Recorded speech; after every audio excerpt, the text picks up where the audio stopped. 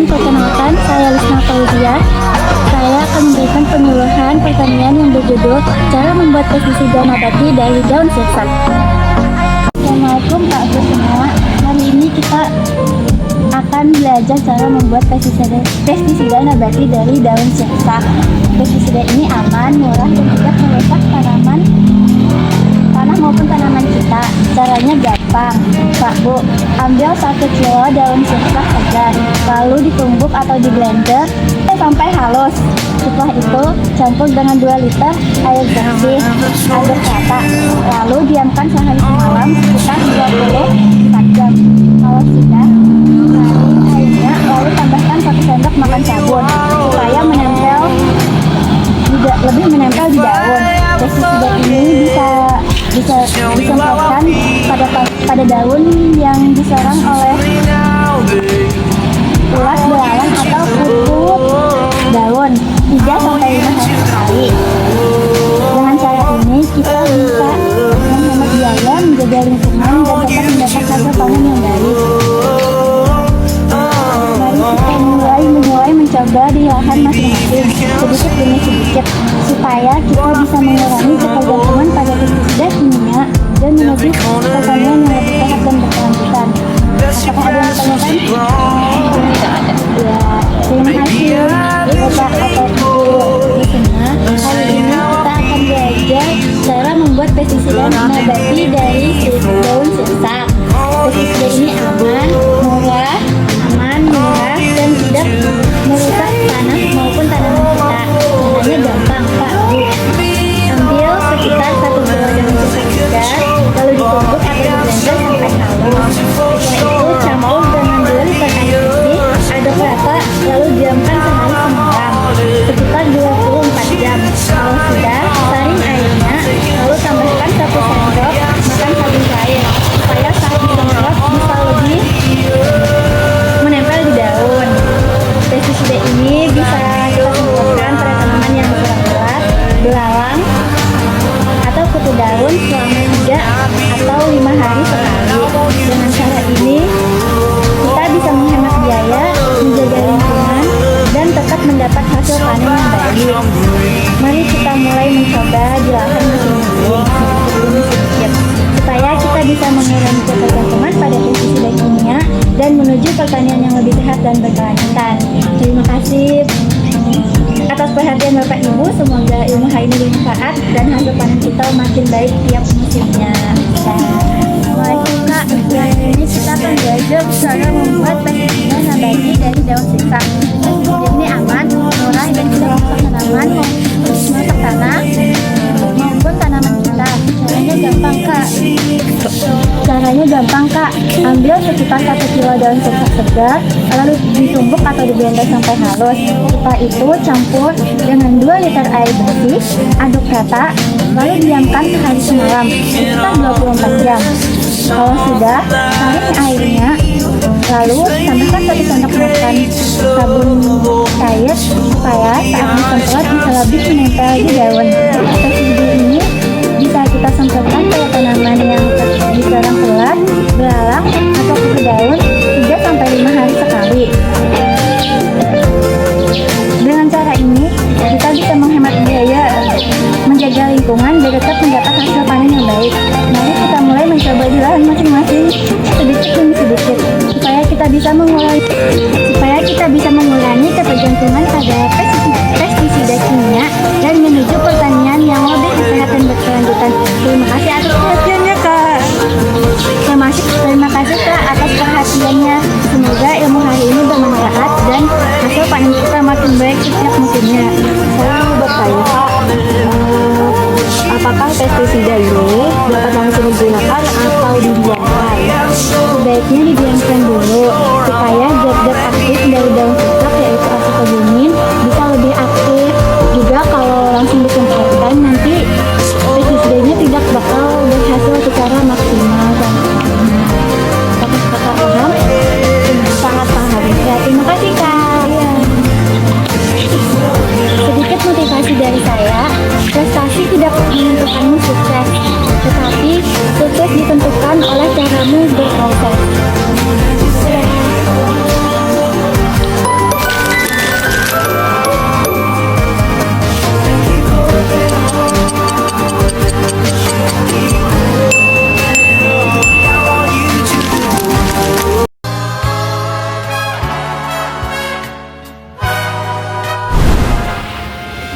Sebelumnya perkenalkan, nama saya Muhammad Irfan Maulana dari program studi agroteknologi Fakultas Pertanian. Di sini saya ingin memberitahu Bapak tentang pupuk dan pemupukan yang bijak. Pengertian pupuk, Bapak, pupuk adalah bahan yang mengandung satu atau dua lebih unsur hara diberikan ke tanah atau tanaman, menunjang pertumbuhan dan meningkatkan hasil panen. Pupuk berfungsi menambah unsur hara yang tidak mencukupi dalam tanah agar tanaman tumbuh optimal. Ada dua jenis pupuk, Bapak. Yang pertama, pupuk organik, berasal dari bahan alami atau kotoran hewan, misalnya sisa tanaman, kompos, atau kandang, atau pupuk hijau. Kelebihannya memperbaiki struktur tanah, ramah lingkungan, dan meningkatkan sumber daya serap air. Kekurangannya, kandungan unsur haranya rendah dan efektifnya lambat. Yang kedua, pupuk anorganik atau pupuk kimia, terbuat dari bahan kimia dengan kandungan unsur hara tinggi, contohnya urea dengan unsur hara N, kemudian SP36, unsur haranya fosfor, HCl unsur haranya kalium. Kelebihannya cepat diserap tanaman dan hasilnya cepat terlihat. Kekurangannya, penggunaan berlebihan dapat merusak tanah. Unsur hara yang dibutuhkan tanaman contohnya nitrogen, fosfor, kalium, kalsium, magnesium, dan sulfur. Cara penggunaan pupuk yang baik dan benar yaitu 5 tepat. Tepat jenis, sesuaikan pupuk dengan kebutuhan tanaman. Yang kedua, tepat dosis, dosisnya pas untuk tanaman. Yang ketiga, tepat waktu, berikan sesuai fase pertumbuhan tanaman. Dan tepat cara, taburkan lantang atau disemprot. Kesimpulannya, pemupukan yang baik adalah mengombinasikan pupuk organik dan pupuk anorganik secara seimbang, disesuaikan dengan kebutuhan tanaman dan kondisi lahan. Dengan cara ini, kesuburan tanah terjaga dan hasil pertanian meningkatkan secara berkelanjutan. Itu saja dari saya. Pak Ajin tak gunakan nggak? Ada Pak? Ada tak? Terima kasih, Pak. Oke. Jadi perkenalkan, nama saya Muhammad Irfan Maulana dari program studi agroteknologi Fakultas Pertanian. Di sini saya akan menjelaskan pupuk dan pemupukan yang bijak. Pengertian pupuk, pupuk adalah bahan yang mengandung suatu atau lebih unsur hara yang diberikan ke tanah atau tanaman untuk menunjang pertumbuhan dan meningkatkan hasil panen. Pupuk berfungsi menambah unsur hara yang tidak mencukupi dalam tanah agar tanaman dapat tumbuh optimal. Jenis-jenis pupuk yaitu yang pertama, pupuk organik, berasal dari kotoran hewan, sisa tanaman, kompos, pupuk kandang, pupuk hijau. Kelebihan pupuk organik memperbaiki unsur struktur tanah, ramah lingkungan, dan meningkatkan daya serap air. Kekurangannya, dengan kandungan unsur haranya rendah dan efeknya lambat. Yang kedua, pupuk anorganik, terbuat dari bahan kimia dengan kandungan unsur hara tinggi, contohnya urea, SP36, HCl, dan lain-lain. Kelebihannya, cepat diserap tanaman dan hasilnya cepat terlihat. Kekurangannya, penggunaan berlebihan dapat merusak tanah. Unsur-unsur hara yang dibutuhkan tanaman yaitu besi, seng, mangan, tembaga, boron, molybdenum. Dan untuk unsur hara makronya nitrogen, fosfor, kalium, kalsium, magnesium, dan sulfur. Cara pemupukan yang baik dan tepat. Yang pertama, tepat jenis. Yang kedua, tepat waktu. Yang ketiga, tepat cara. Yang keempat, tepat tempat. Ada 5 dampak penggunaan pupuk yang tidak bijak. Tanah menjadi asam dan keras, kehidupan mikroorganisme tanah menurun, dan pencemaran air tanah di lingkungan. Nah, kesimpulan, pemupukan yang baik adalah mengombinasikan pupuk organik dan anorganik secara seimbang, disesuaikan dengan kebutuhan tanaman dan kondisi lahan. Dengan cara ini, kesuburan tanah tetap terjaga dan hasil pertanian meningkat secara berkelanjutan. Ada yang ditanyakan? Oke, mungkin yang ingin saya tanyakan, seperti yang kita tahu ya, sekarang kan banyak-banyaknya nih penggunaan hidroponik atau tanaman di atas air yang digunakan sebagai metode untuk menumbuhkan tanaman. Nah, apakah tanaman-tanaman yang ditanam di atas air ini juga membutuhkan pupuk seperti pupuk yang ada di tanah? Mungkin itu. Nah, jadi pupuk yang digunakan pada sistem hidroponik itu tidak sama dengan pupuk yang digunakan di tanah. Meskipun untuk yang dibutuhkan tanaman dasarnya sama, bentuk dan cara pemberiannya berbeda. Pada tanah, pupuk umumnya berbentuk padat seperti urea, NPK, dan pupuk kandang yang berfungsi menambah kesuburan tanah. Sedangkan pada hidroponik, pupuk diberikan dalam bentuk larutan atau nutrisi yang larut sempurna di dalam air karena tanaman tidak tumbuh di tanah dan seluruh unsur hara harus diserap melalui akar. Nutrisi hidroponik biasanya terdiri dari bagian yaitu larutan A dan larutan B yang mengandung unsur hara makro dan mikro lengkap seperti nitrogen, fosfor, kalium, kalsium, dan magnesium agar tanaman dapat tumbuh optimal. Itu saja. Dengan menggunakan pupuk organik, kita tidak hanya menyehatkan tanaman, tetapi juga menjaga kesuburan tanah dan untuk generasi berikutnya.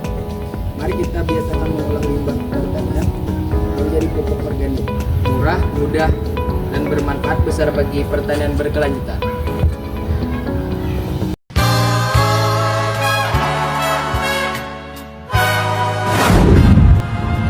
Perkenalkan, nama saya Sri Lorenzo dari program studi agroekoteknologi dengan NIM 25151 Saya di sini ingin membuat video penyuluhan dengan tema pertanian modern. Selamat sore semuanya. Perkenalkan, saya Sri Lorenzo dari program studi agroekoteknologi. Halo sahabat tani di seluruh Indonesia, maka Anda berpikir bagaimana kita menghasilkan kebutuhan pangan ke depan. Ya, pertanian semakin sulit dalam aktivitas itu. Itulah tantangan besar yang sedang kita hadapi. Yang berkembang dari tahun ke tahun. Diperkirakan pada tahun 2050 kebutuhan pangan global akan naik lebih dari 50%. Artinya kita harus mampu memproduksi lebih banyak makanan dengan sumber daya yang semakin terbatas.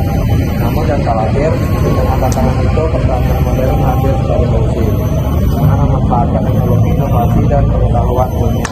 Pertanian modern sebagai tantangan untuk tetap produktif, efisien, dan selamat berjalan. Inilah harus kita bersama-sama mengambil bagaimana pertanian modern menjadi kunci untuk ketahanan pangan berkelanjutan. Pengertian dan prinsip pertanian modern. Pertanian modern adalah sistem pertanian yang menggabungkan teknologi untuk pengetahuan dan manajemen cerdas untuk menghasilkan pangan secara efisien dan berkelanjutan. Beda dengan pertanian tradisional yang banyak mengandalkan tenaga manusia, pertanian modern mengandalkan data, mesin, dan inovasi digital. Sebenarnya petani ini bisa membantu memantau kondisi tanah, cuaca, dan kesehatan tanaman melalui sensor dan aplikasi digital. Dengan teknologi seperti itu, petani dapat mengambil keputusannya lebih tepat, kapan harus menyiram, berapa banyak pupuk yang dibutuhkan, dan kapan waktu terbaik panen. Tujuannya bukan tidak meningkatkan hasil, tapi juga menjaga keseimbangan lingkungan dan minimal sumber daya alam. Contoh teknologi dalam pertanian modern, pertama drone dan bisa satelit. Ini digunakan untuk memanfaatkan lahan pertanian deteksi hama, memantau pertumbuhan tanaman dari udara. Yang dalam waktu beberapa menit petani bisa mengetahui kondisi seluruh sawah dan harus berjarak di 5 bulan. Hal kedua, pertanian hidroponik dan monoponik. Memungkinkan petani bertumbuh tanpa tanah, hanya menggunakan air yang kaya nutrisi. Teknologi ini cocok untuk daerah perkotaan, lahan terbatas, bahkan banyak anak muda yang mulai menanam sayur di rumah makan. Dan mesin pertanian otomatis seperti traktor, cerdas, dan rover panen. Mesin ini mampu bekerja cepat, akurat, dan mengurangi kesulitan buat petani. Semua teknologi tersebut adalah bukti bahwa pertanian ini bukan hanya soal campur dan tanah, tetapi juga tentang data, inovasi, dan teknologi. Lalu bagaimana hubungan antara pertanian modern dan ketahanan pangan? ketahanan pangan berarti ketersediaan pangan yang cukup, bergizi, aman, dan terjangkau bagi seluruh masyarakat. Baik sekarang maupun di masa depan, pertanian modern membantu mewujudkan hal ini melalui 3 cara utama. Pertama, meningkatkan produktivitas.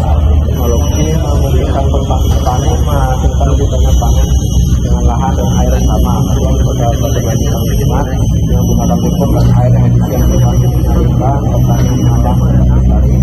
Kita memperkuat ekonomi berbasis petani. Produksi yang lebih tinggi dan efisien yang membuat pendapatan petani meningkat sehingga kesejahteraan mereka menaik. Antara lain, pertanian modern membantu menciptakan sistem pangan yang tangguh, adil, dan berkelanjutan. Sahabat tani, pertanian modern bukan sekedar tren, melainkan sebuah kebutuhan. Menggabungkan ilmu, teknologi, dan kearifan lokal dan bisa mewujudkan sistem pertanian yang produktif sekaligus menjaga kelestarian bumi. Kita bersama membangun masa depan pertanian yang cerdas, efisien, dan berkelanjutan. Mulailah dari gunakan pupuk dan bijak, manfaatkan air sehemat mungkin, dan terbuka terhadap teknologi baru. Ingatlah masa depan pangan Indonesia ada di tangan kita semua. Pertanian modern kita tidak hanya menanam hidup hari ini, tetapi juga generasi masa depan. Terima kasih telah menyimak penyuluhan ini. Mari wujudkan pertanian modern dengan ketahanan pangan berkelanjutan. Dari sini apakah ada yang bertanya? Saya Bang, apa yang dimaksud dengan pertanian modern itu sih Bang? Untuk menjawab, pertanian modern adalah sistem pertanian yang menggunakan teknologi, data, dan inovasi ilmiah untuk meningkatkan efisiensi, hasil panen, dan menjaga kelestarian lingkungan. Oh, paham. Oke, ada yang bertanya lagi? Saya mau bertanya, Ya. bagaimana pertanian modern dapat membantu ketahanan pangan? Jawabannya dengan meningkatkan produktivitas tanaman, penggunaan air, dan pupuk, serta menjaga keberlanjutan lingkungan. Pertanian modern juga meningkatkan ketersediaan pangan jangka panjang. Mungkin itu saja. Terima kasih.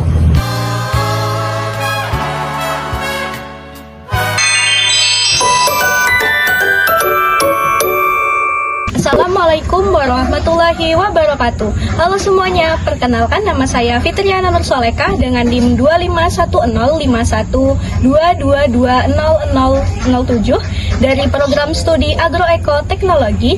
Jadi di sini saya akan melakukan penyuluhan pertanian yang berjudul Pertanian Ramah Lingkungan, Pemanfaatan Sekam Kandang Bebek sebagai Pupuk Kompos. Nah, di sini saya akan melakukan wawancara kepada narasumber. Yuk ikutin. Permisi Kak. Mau tanya-tanya sedikit ya? Oh boleh, tunggu ya. Oke. Oh seger-seger banget nih sarangnya. Ini kira-kira pakai media tanam sama pupuk apa ya?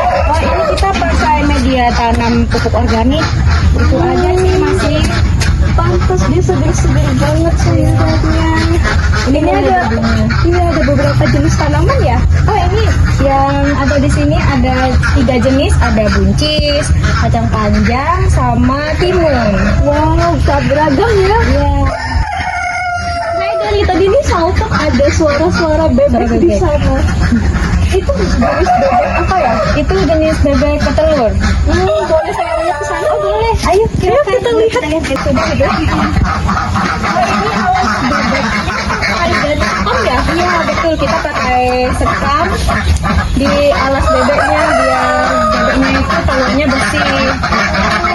Jadi ini proses penggantian sekamnya kira-kira berapa bulan sekali? Kira-kira 1 bulan, kadang lebih sih tergantung cuaca. Kalau misalnya cuacanya hujan, itu pasti kita kalau kandangnya banjir biasanya 2 minggu atau 1 bulan sekali. Tergantung sekamnya masih tinggi. Berarti ini sekamnya ada proses penggantian ya. Jadi nanti setelah sekam yang lama itu bakal pemanfaatannya ada.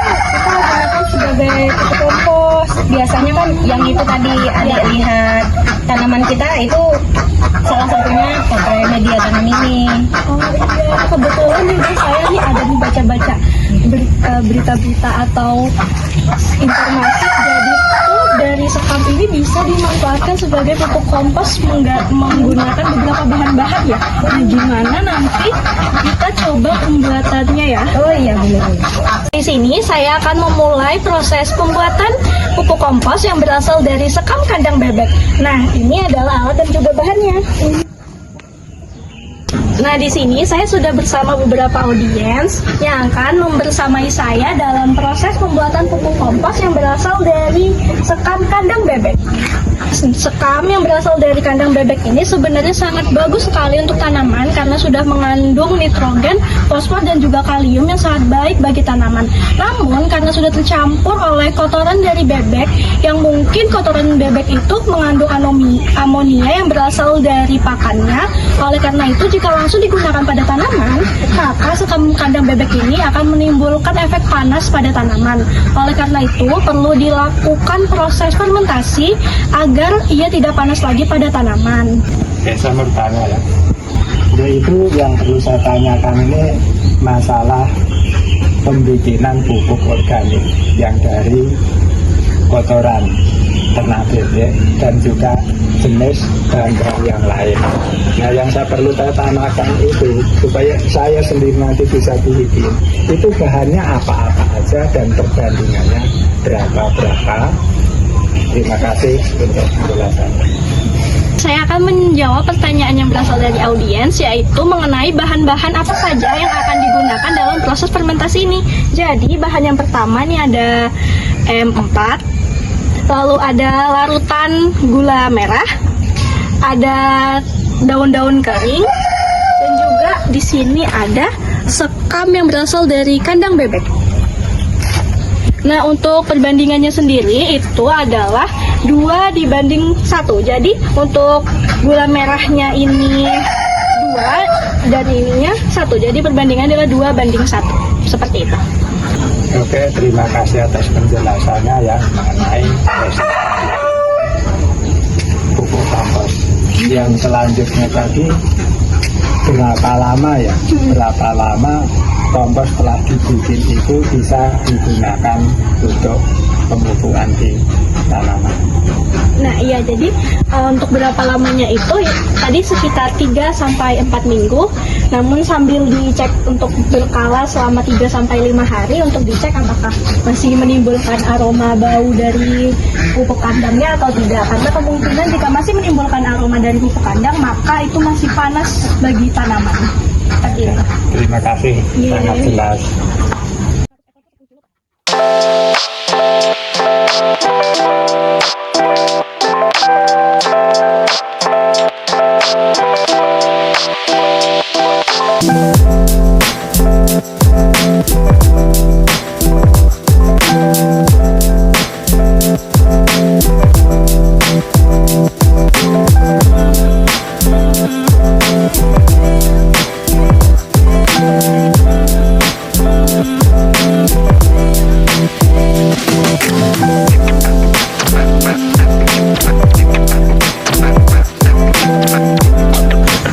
Baik, saya ucapkan terima kasih banyak kepada para audiens yang sudah bersedia untuk mengikuti video penyuluhan mengenai pembuatan pupuk kompos yang berasal dari sekam kandang bebek.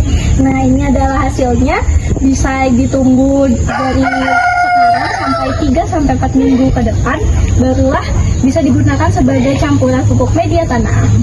Oke, kami sebagai pendengar ya mengucapkan terima kasih atas penjelasan ini. Mudah-mudahan bisa kami manfaatkan, bisa kami kembangkan untuk tempat pertanian kami dan masyarakat kami yang ada di sini. Baik.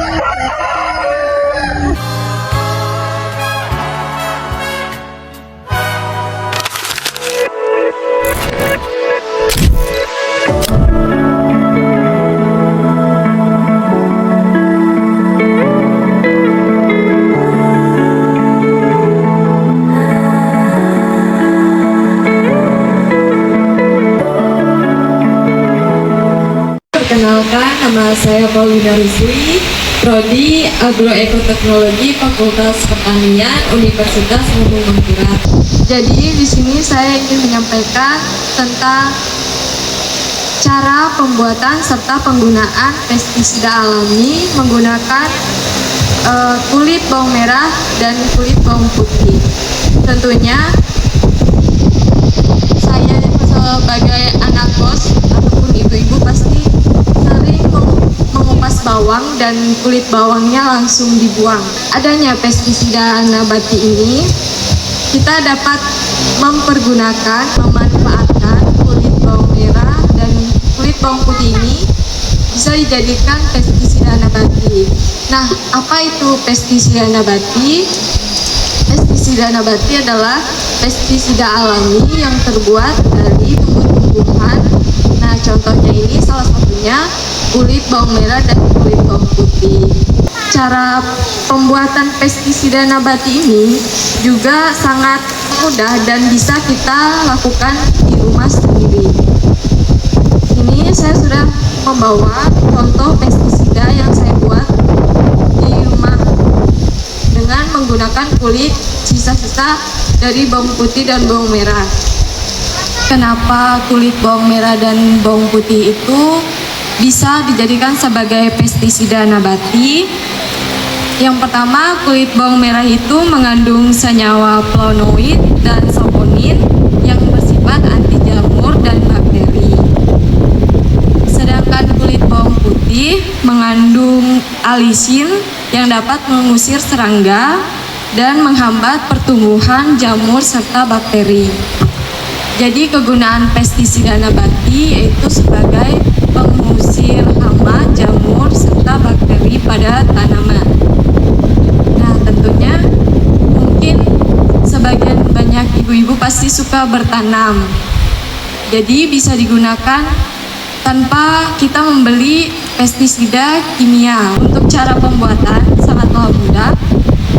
Yang pertama-tama kita perlu mengumpulkan bahan-bahan yaitu kulit bawang putih dan merah.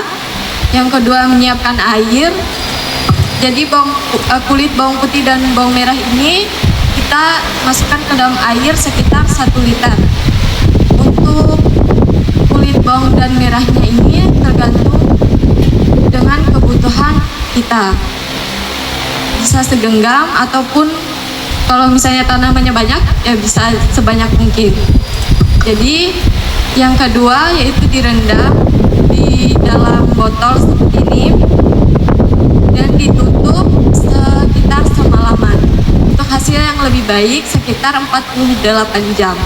Nah, untuk penggunaannya setelah didiamkan selama 1 malam ataupun 2 malam, pestisida ini bisa langsung digunakan. Penggunaan yang lebih baik sebaiknya mengambil sedikit dilarutkan ke dalam air 1 liter dan sudah siap digunakan. Jadi dalam 1 banding 1 setelah kita masukkan ke dalam botol semprot, disemprotkan ke tanaman. Penyemprotannya ini dilakukan pagi atau sore hari. Kenapa tidak bisa siang? Karena matahari dan takutnya hangus tanamannya. Penggunaannya bisa diulangi 2-3 kali seminggu jika serangga-serangganya masih ada. Nah, untuk manfaatnya itu tentunya ramah lingkungan, murah dan mudah dibuat dan aman bagi manusia dan hewan. Selanjutnya dapat menekan serangga hama tanpa merusak tanah. Walaupun dari bahan alami, tetapi memiliki manfaat yang sangat banyak. Jadi kesimpulannya, pestisida nabati itu yang pertama terbuat dari bahan-bahan yang dapat kita buat di rumah, yaitu kulit bawang merah dan bawang putih. Yang kedua, sangat bermanfaat, murah, dan selain sebagai penangkal hama, bakteri dan juga jamur, dapat membantu pertumbuhan tumbuhan tersebut. Terima kasih, itu saja penyampaian dari saya. Apakah dari ibu-ibu ada yang ingin ditanyakan? Izin bertanya itu penggunaan itu yang sudah dibuat itu kan nanti diaplikasikan. Nah, itu pengaplikasiannya pada pagi atau siang atau sore yang baiknya pada tanaman itu. Sekian, terima kasih. Baik, terima kasih atas pertanyaannya. Jadi penggunaannya itu disarankan digunakan di pagi hari dan sore hari. Kenapa jadi pagi, kan bisa sore? Siang kan matahari ini panas, jadi bisa mati tanaman. Menjawab soal Kenapa jadi harus pagi? Kalau sore, kenapa? Kenapa penggunaannya pagi hari? Karena jam 8 stomata pada tumbuhan masih terbuka, jadi penyerapannya lebih maksimal lagi. Ibu-ibu, terima kasih atas waktu dan kesempatannya.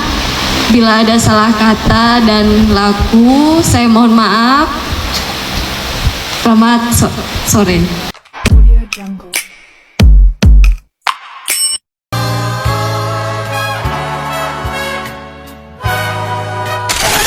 Assalamualaikum warahmatullahi wabarakatuh. Waalaikumsalam warahmatullahi wabarakatuh. Selamat malam Bapak, Ibu semua. Puji syukur kita panjatkan kehadirat Allah Subhanahu wa Ta'ala karena berkat rahmat dan karunia-Nya jualah sehingga kita bisa berkumpul dalam kegiatan penyuluhan pada malam ini. Terima kasih saya ucapkan sebesar-besarnya kepada Bapak, Ibu semua yang telah berkenan meluangkan waktunya untuk berhadir. Semoga sedikit yang saya bagikan hari ini bisa memberikan manfaat kepada kita semua. Perkenalkan, nama saya Nur Aida Ramadhani, mahasiswa dari program studi agroekoteknologi. Pada kesempatan kali ini, saya akan menyampaikan tentang pemanfaatan limbah dapur menjadi pupuk organik cair. Kita tahu bahwa hampir setiap hari kita menghasilkan sisa sayur, kulit buah, atau air cucian beras. Seringkali kita langsung buang tanpa berpikir bahwa sebenarnya bahan-bahan itu bisa diolah kembali. Untuk memberikan gambaran yang lebih jelas, saya telah menyiapkan video pendek yang berisi contoh pembuatannya. Mari bersama-sama kita saksikan video itu.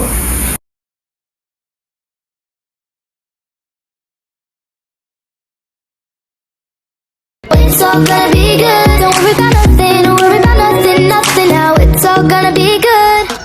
Assalamualaikum warahmatullahi wabarakatuh. Halo teman-teman, bagaimana kabar kalian? Semoga sehat dan tetap semangat ya. Pernah nggak sih kalian membuang sisa-sisa makanan menggunakan plastik? Go on, breathe in.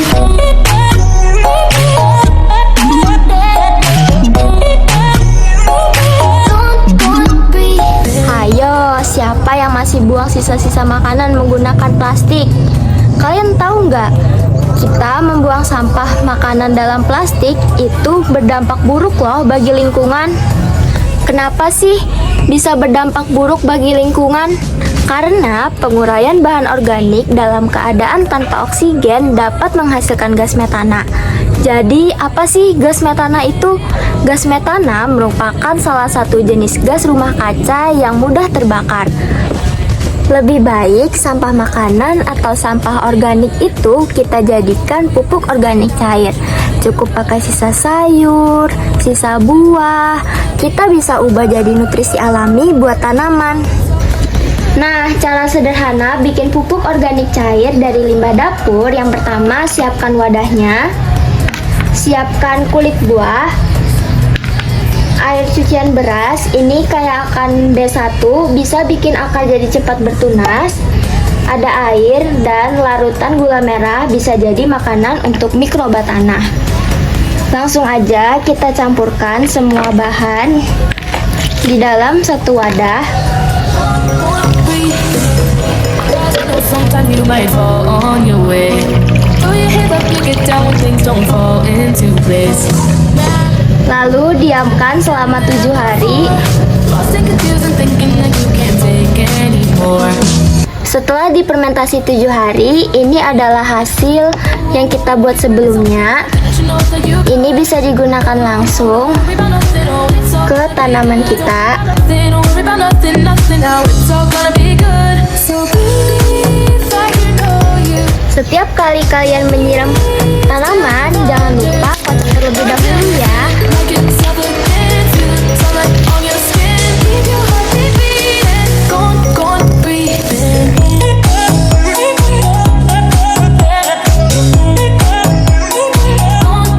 breathe in.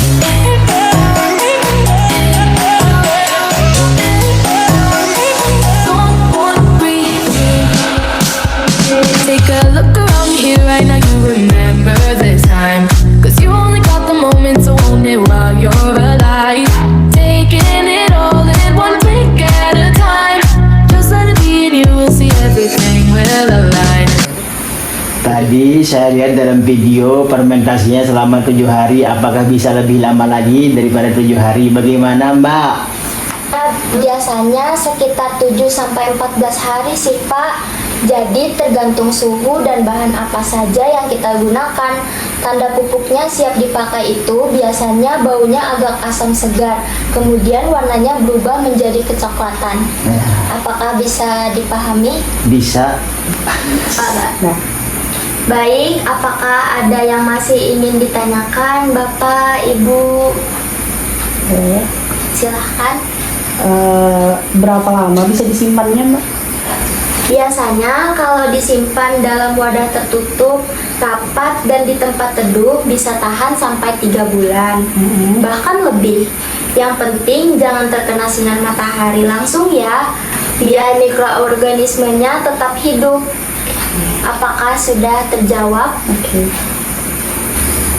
Terima kasih kepada Bapak, Ibu yang berkenan meluangkan waktunya untuk mendengarkan penyuluhan singkat dari saya. Saya memohon maaf jika terdapat kesalahan, kekeliruan pada penyuluhan singkat saya kali ini. Terima kasih saya ucapkan. Wassalamualaikum warahmatullahi wabarakatuh. Waalaikumsalam warahmatullahi wabarakatuh. Will align. No, no, no, don't worry about nothing, oh, it's all gonna be good.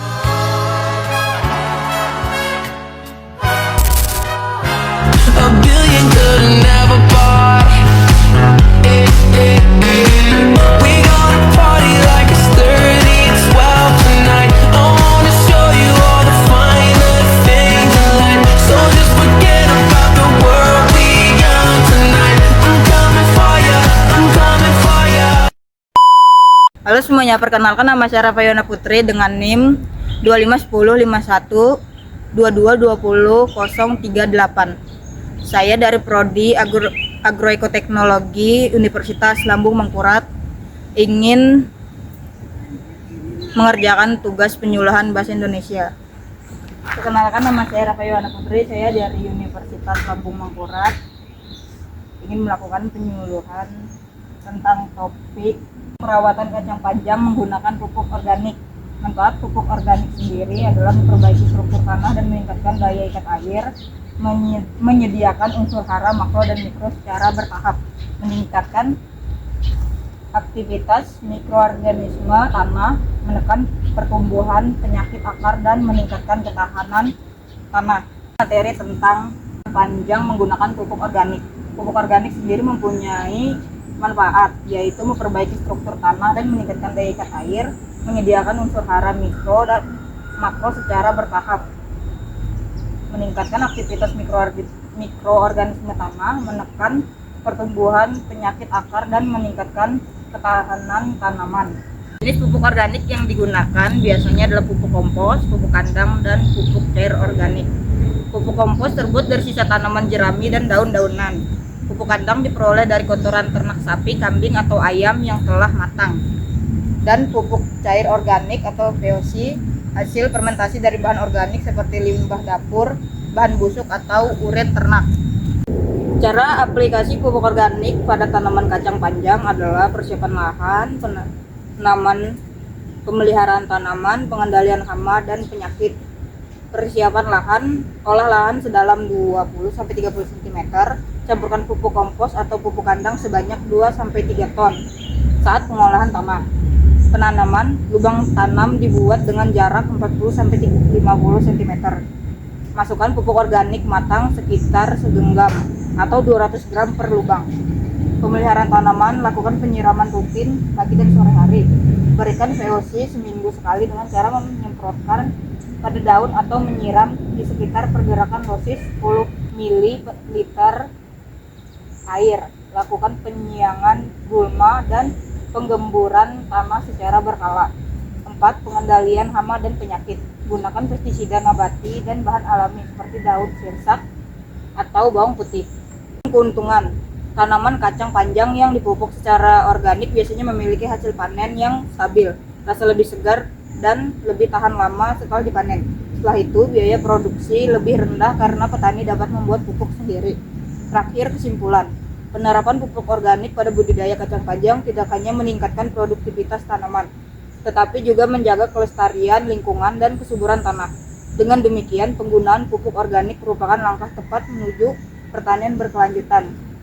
Baik, setelah materi yang saya sampaikan, apa ada pertanyaan yang ingin ditanyakan? Saya izin bertanya, setelah mendengar penjelasan dari kakak tadi, saya jadi tertarik nih untuk menanam kacang panjang di rumah. Jadi saya mau bertanya, bagaimana nih caranya kita untuk menanam kacang panjang itu supaya dia tumbuh subur dan juga berbuah banyak? Baik, terima kasih atas pertanyaannya. Saya akan menjawab pertanyaan dari kakak sebelumnya. Bagaimana cara merawat tanaman kacang panjang agar berbuah banyak dan tumbuh subur? Pilihannya adalah pilih benih yang unggul, persiapan tanah yang subur, penanaman yang tepat, penyiraman yang teratur, serta pemupukan rutin. Dijelaskan sebagai pilihan benih yang unggul, gunakan benih kacang panjang yang berkualitas tinggi, sehat, dan tidak keriput, dan juga berasal dari varietas unggul. Persiapan tanah kedua, persiapan tanah yang subur, tanah ideal gambut, kaya akan organik, dan memiliki drainase baik, pH tanah sekitar 6-7 atau netral. Dilakukan pengolahan tanah sedalam 30 cm, lalu biarkan selama 3-5 hari agar tanah terkena sinar matahari untuk membunuh hama dan penyakit. Tambahkan pupuk kandang atau kompos matang sebanyak 2-3 ton per hektar sebagai pupuk dasar. Penanaman yang tepat. Buat lubang tanam dengan jarak 40-50 cm. Masukkan 2-3 biji per lubang, lalu tutup tipis dengan tanah. Lakukan penyiraman segera setelah penanaman agar kelembapan tanah terjaga. Penyiraman yang teratur. Siram tanah pagi dan sore hari, terutama pada masa awal pertumbuhan. Setiap tanaman besar cukup 2-3 kali seminggu, tergantung kondisi cuaca. Hindari genangan air karena dapat menyebabkan akar busuk. Terakhir, pemupukan rutin. Gunakan pupuk organik. Untuk hasil maksimal dan ramah lingkungan, gunakan kombinasi pupuk organik padat dan cair. Pupuk dasar, pupuk kandang atau kompos, pupuk susulan, gunakan pupuk cair organik VOC setiap 7-10 hari sekali. Dosis 10 liter air disiram di pangkal batang atau disemprotkan ke daun. Tambahkan pupuk hayati misalnya EM4 atau meningkatkan mikroba tanah yang baik. Apakah pertanyaannya sudah terjawab, Kak? Ya sudah, terima kasih. Terima kasih kembali. Jadi sekian penyampaian materi dari saya. Maaf kalau mengganggu waktunya. Sekian, terima kasih.